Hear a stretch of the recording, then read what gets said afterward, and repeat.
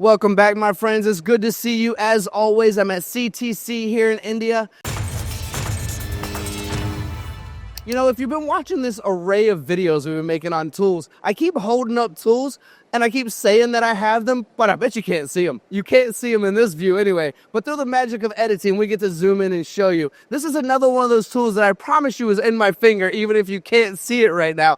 This is a slot cutter. It has 52 teeth on it. Now, why is this extraordinary to me? Well, it's because of the actual size and the precision world. I can see 52 teeth barely as I'm getting older. My eyesight's starting to go bad, but I promise you they're there. So if you're in that world of high precision micro machining and you need that type of cutter, if you're trying to do that type of slotting, this is the company to give a call. See if they can help you out. I mean, this is -5 micron, not even +5 micron, but -5 micron. That's the tolerance that they give you within these 52 teeth and this tiny diameter. If you work in, you know what I'm talking about. If you don't work in that world, pretty cool, right? Pretty fascinating for me too. Thank you all for watching. We'll see you again soon.